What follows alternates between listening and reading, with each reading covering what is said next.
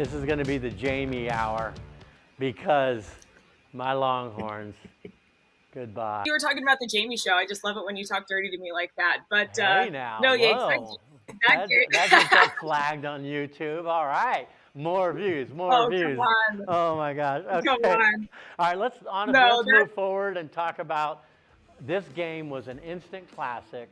Yeah, I don't really think it's going to change a lot right now. And yeah, to your point, that game was absolute cinema.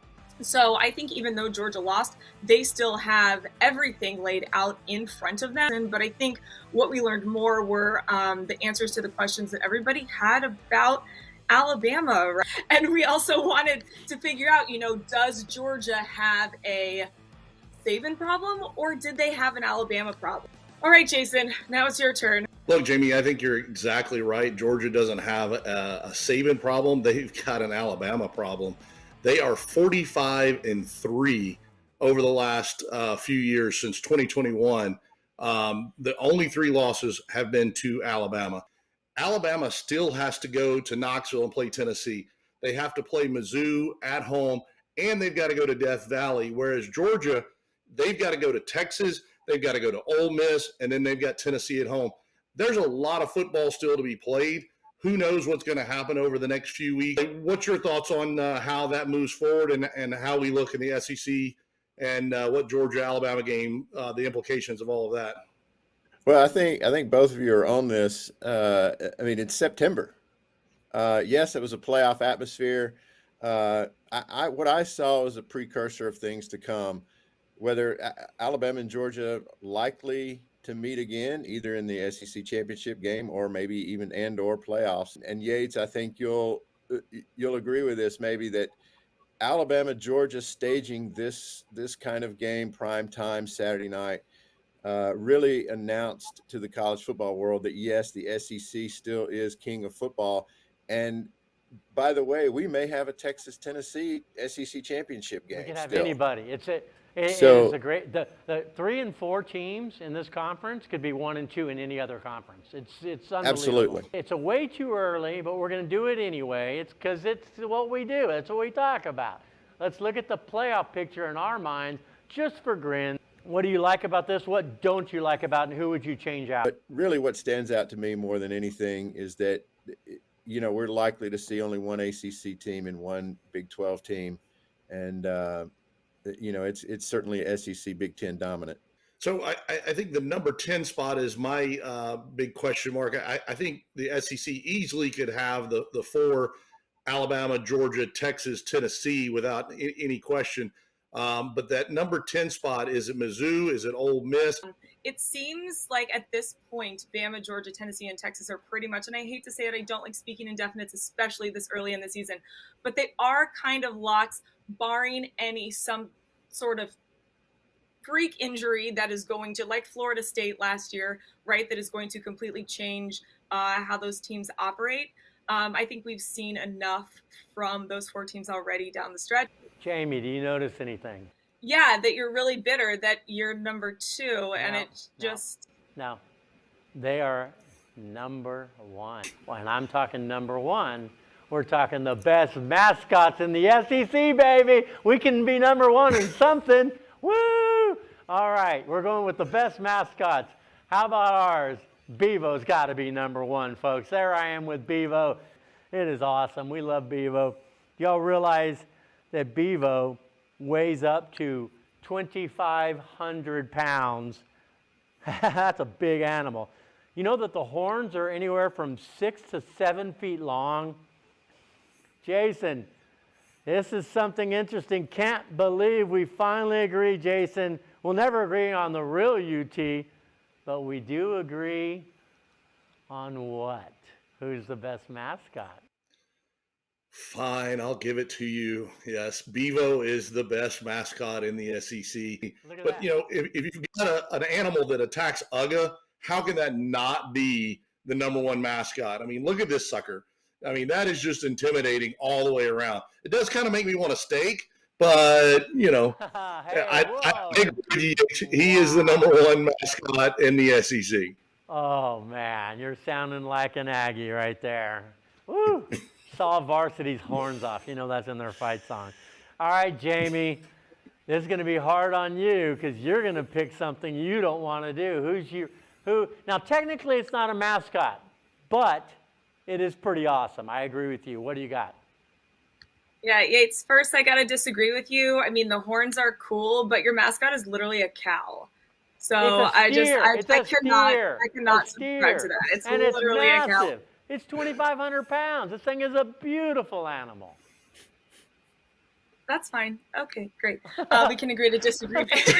Wow. Everyone disagrees with me on this show. I finally get Jason on my side, and now you go against me. It's must-see TV, I guess. All right.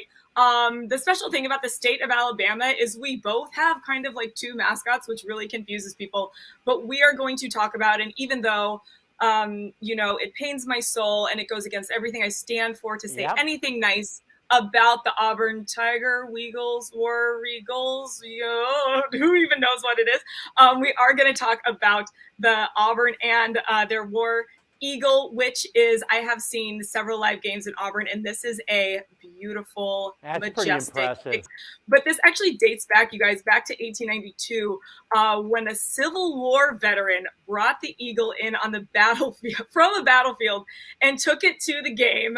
The Eagle broke loose on the field as Auburn was playing Georgia, circled the field, and led Auburn to victory. Charlie, oh man, you're from Vanderbilt. We can't do Commodores, come on.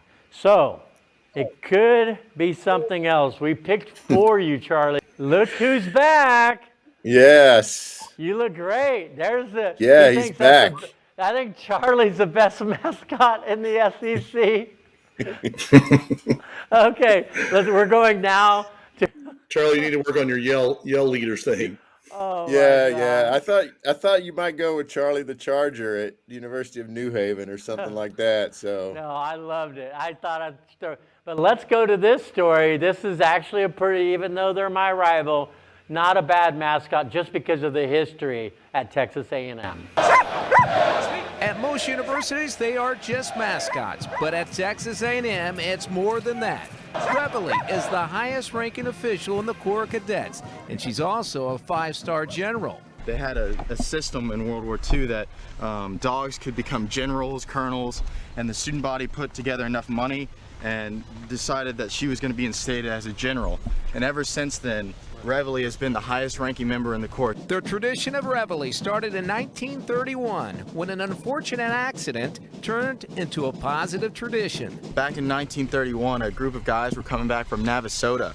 They had spent the weekend there, and on their way back in their Model T Ford, they hit a young black and white mutt. Once that happened, they realized that they needed to nurse it and bring it back to health. So they brought it back to the Corps and nursed it back to health. And the next morning, when Reveille was being played to get the rest of the cadets up, she came out and started barking, and she loved Reveille. And so that's how she got her name. And ever since then, the student body has welcomed her. I have to give him credit. He was a Longhorn. That's a great tradition. There is lore that says when they pass away, this is true, they bury the dogs on their backs so they can, right by the stadium, they can still watch their Aggies play a football game. That's true. All right, we now go to Tweets of the Week. Exceptional.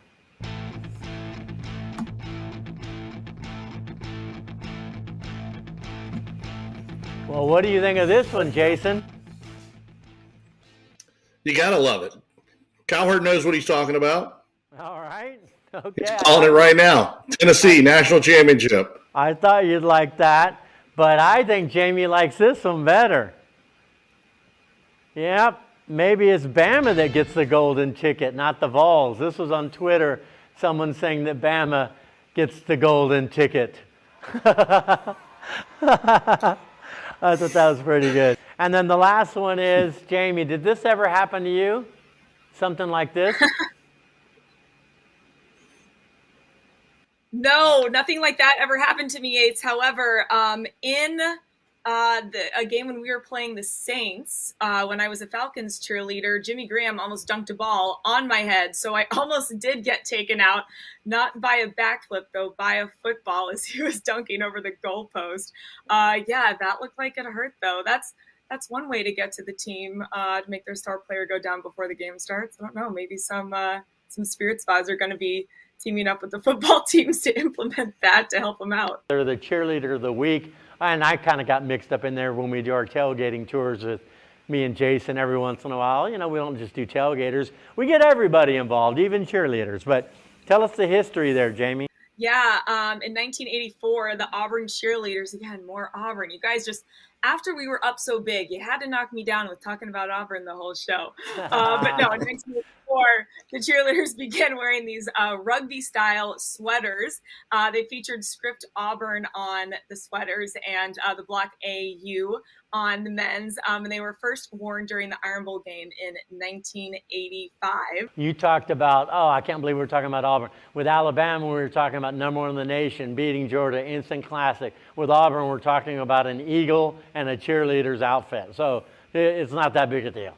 Auburn gets like the little scraps. Anyway, great show, everybody. But remember, subscribe to our YouTube channel.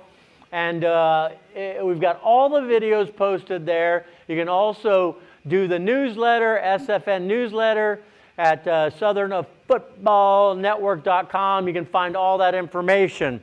Everybody, thanks for joining us.